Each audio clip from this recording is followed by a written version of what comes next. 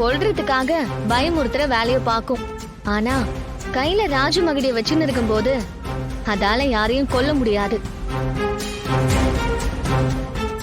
அது மத்தவங்களை கொன்னு கூட ஊதுறவங்களை தடுக்க பாக்கும். அப்படியே விடாம அந்த ராஜமகடிய ஊதுனா 3வது பகுதிக்கு கொண்டு போகணும். ஆனா அந்த இச்சாதாரி அதுக்கு உடவே விடாது. அத்தையும் மீறி போயிட்டா அதான் கடைசி ஸ்டேஜ். அந்த கடைசி ஸ்டேஜ்ல தான் இச்சாதாரி மகடி ஊதுறவங்களோட கட்டுப்பாட்டுக்குள்ள வந்துரும்.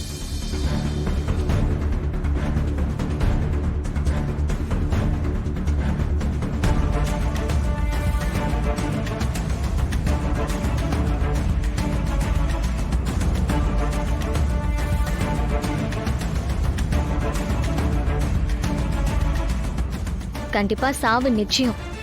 இத்தனை ஆபத்தும் இதுல இருக்கு. அத்தனையும் எனக்கு தெரியும் சாமி. ராணி வேண்டாம். வயித்துல பாப்பா இருக்கும் போது ரிஸ்க் எல்லாம் நீ எடுக்கவே வேண்டாம். சரி, இத நானே ஊதுறேன். இது பாப்பாவுக்கு 4வது மாசம். நீ ஊதுனா பாப்பாக்கு ஏதாவது ஆபத்து வந்துட போகுது. யோ, கொஞ்சம் சும்மா இருக்கியா? நான் தான் ஊதுறேன்றேன்ல. நீ முதல்ல பூஜை நடக்கிற இடத்துல போய் உட்காரு. இல்ல ராணி, நான் போக மாட்டேன். யோ, இன்னாயா நீ தான் இந்த பூஜைய பண்ணணும். நான் பண்ண முடியாது. போ, நான் சொன்னதை மறண்டியா? நம்புதிரியா தாடிகாரன் பூஜை செய்யட்டும். நீங்க அவரு கூட இருங்க. தாத்தா, பாட்டி, தர்ஷினி அவரை பாத்துக்கோங்க. சரி.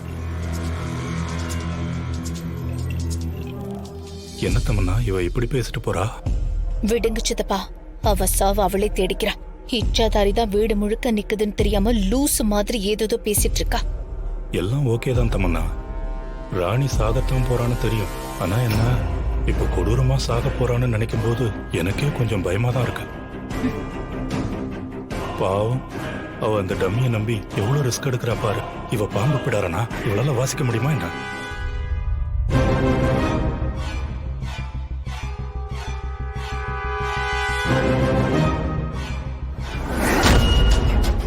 ஐயா, பூஜையை ஆரம்பிக்கலாம்.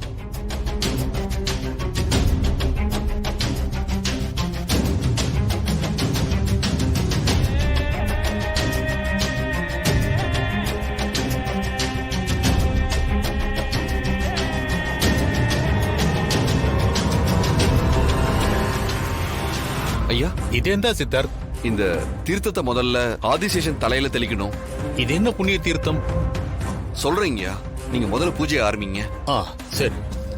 அது ஆனா என் வயிற்றுக்குள்ளார இருக்கிற சிகண்டி, உன்னால அது முடியும் பாப்பா.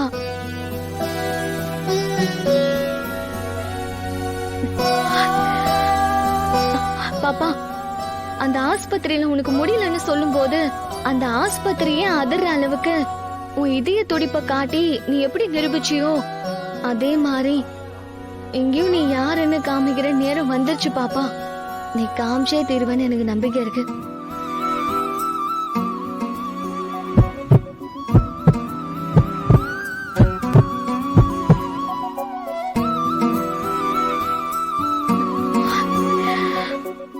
நாம அடுத்த கட்டத்துக்கு வந்துட்டோம். நீ போராடுறதுக்காகவே பிறந்தவ. உன்னோட போராட்ட குணம் தான் இப்ப அம்மாக்கும் வந்திருக்குன்னு நினைக்கிறேன். நாம ஜெயிச்சிருவோம் பாப்பா, எனக்கு நம்பிக்கை இருக்கு.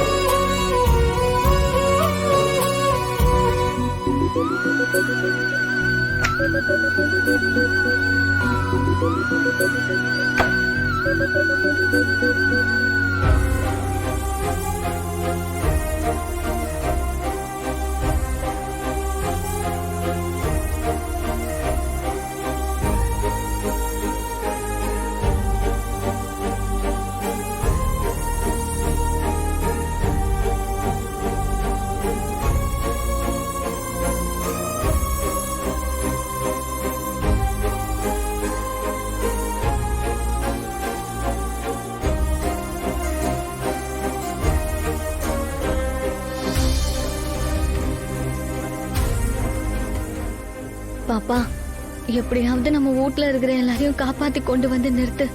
அந்த இச்சாதாரை தோக்கணும் பாப்பா. அந்த ஈஸ்வரனும் ஈஸ்வரியும் ஆதிபத்தமா தேவியும் சக்தி பீடத்துல இருக்கிற அத்தனை அவதாரங்களும் கூடவே என்னோட அறமும் சேர்ந்து இச்சாதாரிய அழிக்கிறதுக்கு அருள் புரியட்டும்.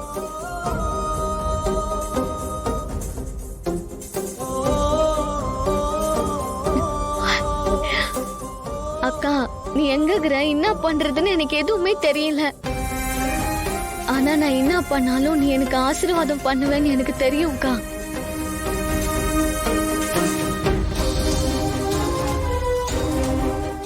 பாம்பாட்டி சித்தர் சமாதியா? அங்க எதுக்கு போன? சொல்றேன் தாத்தா. ராணி இதெல்லாம் நம்ம கிட்ட சொல்லவே இல்லையே. அவ என்கிட்டயே முழுசா எதையுமே சொல்லல. ராணி அந்த இச்சாதாரி கூட நேருக்கு நேரம் மோத இறங்கியிருக்கான்னா அவ எவ்வளவு பெரிய மாஸ்டர் பிளான போட்டு அதுக்கு காய நகர்த்தி இருப்பா.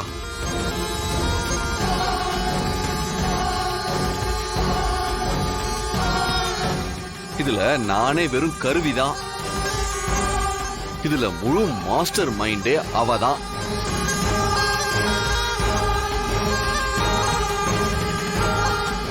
அவளா வாயை திறந்து சொல்ற வரைக்கும் யாருக்குமே புரியாது. சரி, பாம்பாட்டி சித்தர் சமாதியில என்ன நடந்துச்சு சொல்லு சித்தார்த்.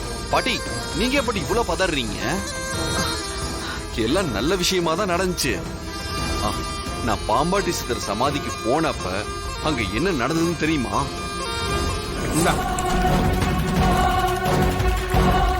இந்த வேறு இசை காட்டும் வேறு. அப்புறம் அந்த பிடாரனை கூட பாத்துடலாம்.